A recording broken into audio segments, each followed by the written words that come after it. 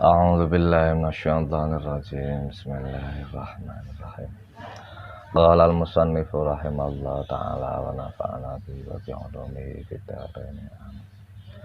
بسم الله الرحمن الرحيم Faslon ay hadza faslon utawi iku fasal suci fi mujibil husli kang tetep ing dalam nerangake perkara sing majibake adus. Wal huslu utawi adus lughatan ing dalam cara lughat iku sayalanul ma'i iku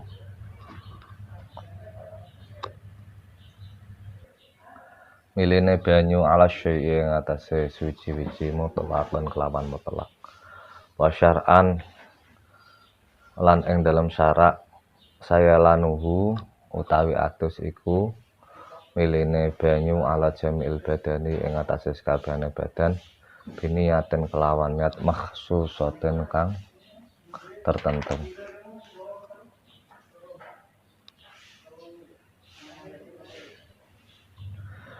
Pada kesempatan kali ini saya akan menjelaskan tentang perkara-perkara yang mewajibkan mandi, yaitu mandi besar, mandi besar atau hadas besar. Hadas besar itu sesuatu yang mewajibkan mandi besar. Adapun mandi secara bahasa adalah mengalirnya air terhadap sesuatu secara mutlak, baik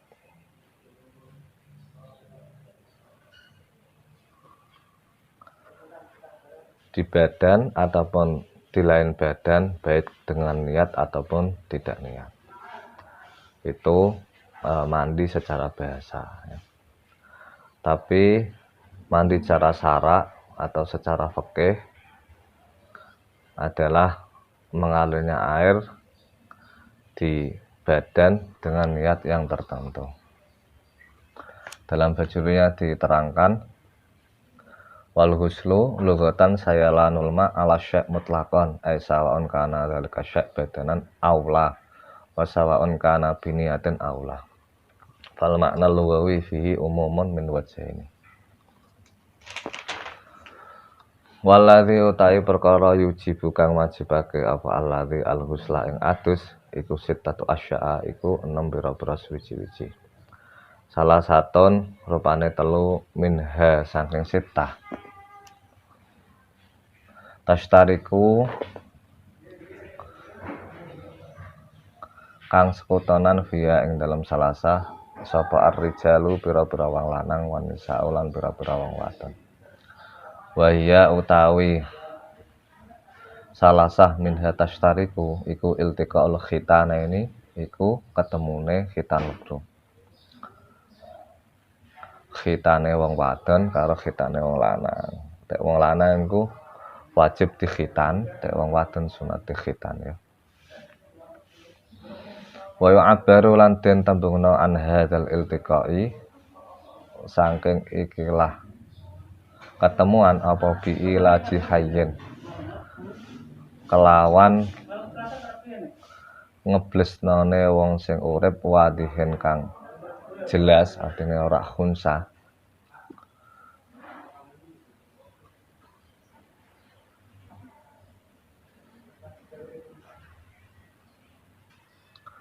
Oh iya bakang ngeblesake sapa ikilah hayyin wadih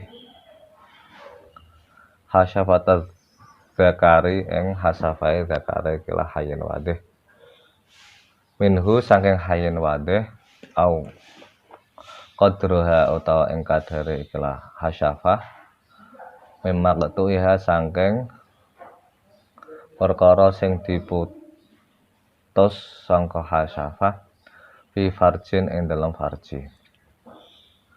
Wa yasiru lan dadi sapa al-adami sapa anak Adam al-muliju kang ngeblesake fihi ing dalam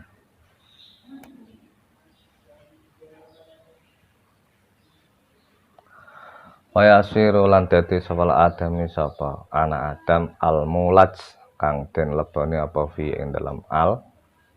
Dadi iku junuban ku junub biila jima kelawan leboknone perkara dukira kang ditutur apa ma. Rupane hasyafatul zakar karo auqadroha mimaqtu'iha. Amal mayitu ana penguntai mayit fala yu'adu mengko ora den baleni apa husluhu apa ngedusi mayit biilajin kelawan den lebokno fi ing dalem mayit utawa ing dalem farjine mayit.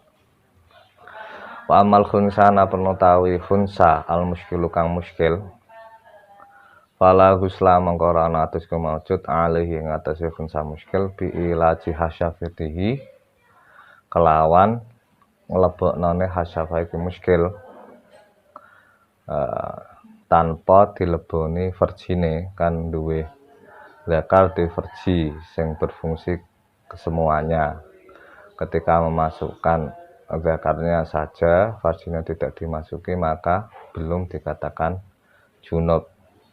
Ketika dimasuki farjinya saja zakarnya tidak dimasukkan farjinya yang lain juga tidak dikatakan junub, harus kedua-duanya. Tapi ini dalam realita kehidupan yang nyata tidak ada. Wala fi ilajin lan ora kelawan den lebokna fi qubulihi ing dalam kubule ikhlas khunsa muskil. Adapun perkara yang mewajibkan mandi itu ada 6. Yang 3 itu laki-laki dan perempuan sama, yaitu yang laki-laki dan perempuan sama. Yang pertama yaitu ketika jima atau di sini diredaksikan iltiqaul khitanen. Iltiqaul khitanen itu bertemunya 2 khitan, yaitu khitannya laki-laki dan khitannya perempuan. Tapi kalau dalam bajuri diterangkan itu nganceri. Nganceri itu ya bersampingan melewati. Karena ketika zakar dimasukkan ke farji ini yang khitanen ini melewati utawa ketemuan nganceri silai antarane farji dan zakar. Dan dinamakan iltiqaul khitanen atau jima, yaitu memasukkannya seorang yang hidup. Nah, ini mengecualikan kalau mati ya. Kalau mati dimasukkan berarti yang mati ini tidak junub. Yang wadeh yaitu tidak khunsa muskil memasukkan zakarnya zakar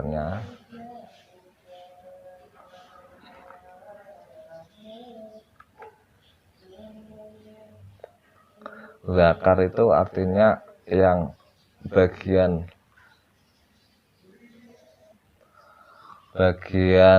pucuk itu loh, yang bagian pucuk utawa biasane maknane capil wajo. Jadi tidak harus memasukkan semua zakarnya, hanya capil wajunya saja itu bisa menyebabkan junub atau menyebabkan hadas besar, apalagi semuanya ya. Nah, sekarang kok tidak punya capil wajo, ya kadarnya berapa senti, 2 senti berarti memasukkan 2 senti di dalam farji anak Adam. Maka orang yang memasukkan zakarnya kepada farji maka dinamakan junub, dan orang yang dimasuki farji tadi juga dinamakan junub, yang sama-sama mewajibkan mandi besar. Artinya ketika dia sholat tidak boleh langsung sholat, tapi harus mandi besar dulu. Adapun mayit ketika dijima, iki ya sapa sing gelem jima mayit ya. Ini namanya reka-reka fikih ya, pengandian fikih. Sekarang kalau ada mayit yang jima, maka tidak wajib diulangi mandinya karena syaratnya adalah bi'ilaji hayyin fadihin ya.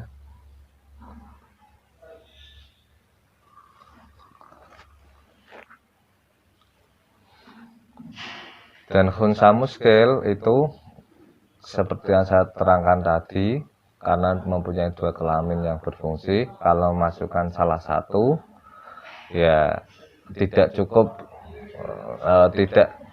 dikatakan junub, tapi harus kedua-duanya.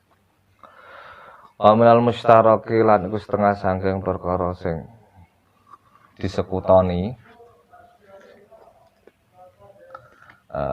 yaitu salah satu minha tastariku fiar rijal wanisa. Yang kedua inzalul mani ay khurujul mani, tegese metune mani, ay min syakhsin saking awa-awaan bi ghairi ilajin kelawan tanpa lebokno zakare. Wa in kala halesan sithik apal mani aku troten kaya sak tetes. Walau kanat halas tajan ana apa mani iku ala launid dami ing atase wartane geteh. Walau kana halas tajan ana apa al khariju apa perkara sing metu biji main iku kelawan jima awe rahu utawa sakliyane jima. Fiya qadoten ing dalam wektu tangi, artinya ora turu, au naumin utawa turu, bisyahwatin kelawan syahwat, au ghairiha utawa sakliyane syahwat. Intarikihi saking dalane ikilah mani, dalan metune mani al mu'tadi kang dibiasakna, au ghairihi utawa sakliyane dalan mani sing den biasakna. Ghairihi ay tariki al mu'tad. Kaning kasara kaya yen ta pecah apa sulbuhu apa iga wekase ikilah wong fakharaja mangka metu apa maniyu apa manine wong. Perkara yang mewajibkan mandi lagi yang kedua, yang untuk laki-laki juga perempuan, tastariku itu seperti itu, yaitu keluarnya mani. Keluarnya mani tanpa memasukkan zakar ke farji. Kalau memasukkan zakar ke farji walaupun tidak mengeluarkan mani, sudah mewajibkan mandi. Nah, mengeluarkan mani itu juga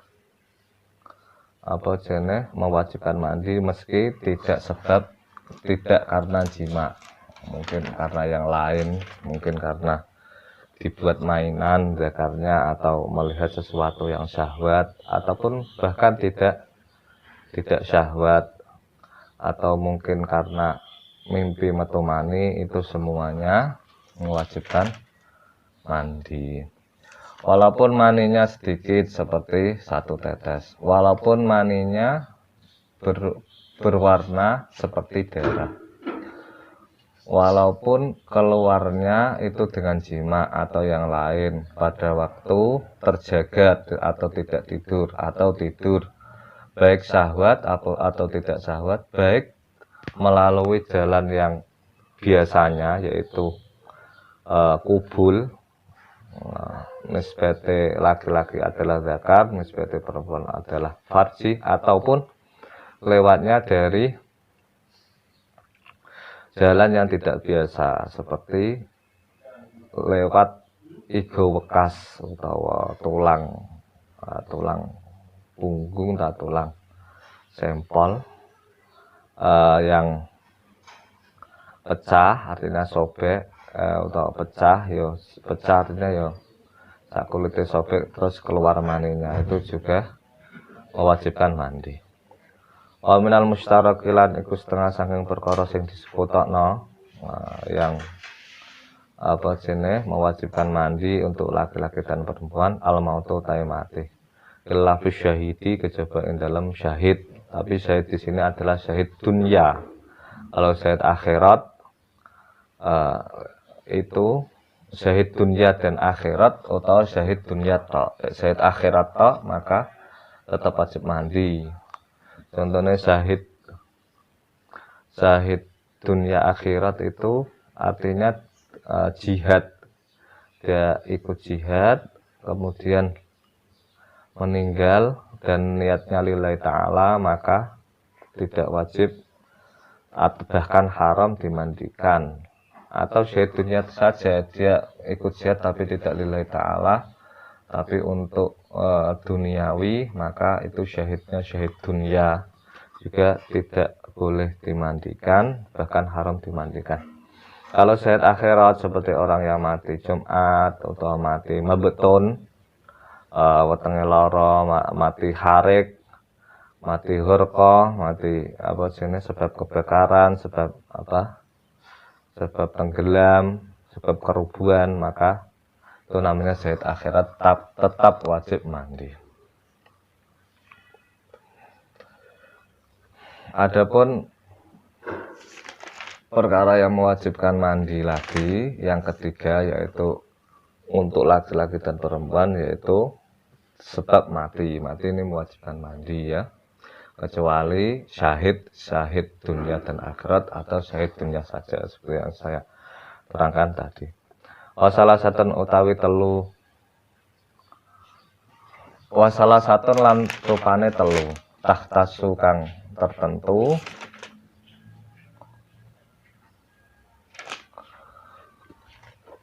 dia kelawan salah sapa anisa apa wong wadon. Waya utawi salasa iku al-haidu iku haid. Ai adamu tegese kete al-kharij kang metu mini meraatin saking wong wadon balagat kang tumeka apa imraah tis asinin ing 9 taun.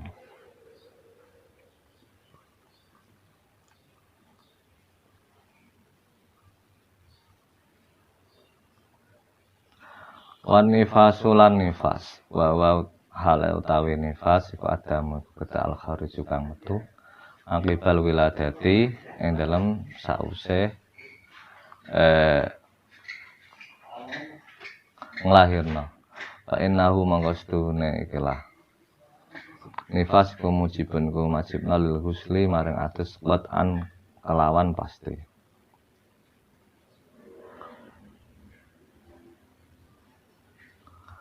Wal wiladatu lan nglahirna al masubatu kang den barengi bil balali kelawan teles-teles.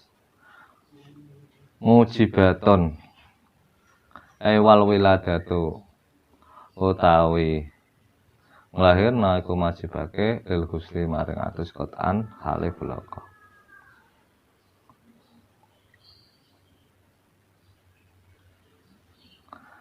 Wal mujarradatu utawi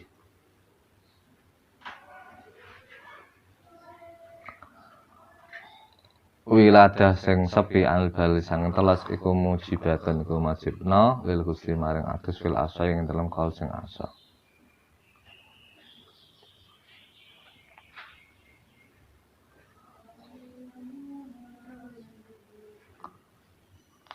Perkara yang mewajibkan mandi yang keempat, 5 dan 6 ini terkhusus untuk perempuan, yaitu yang keempat adalah haid.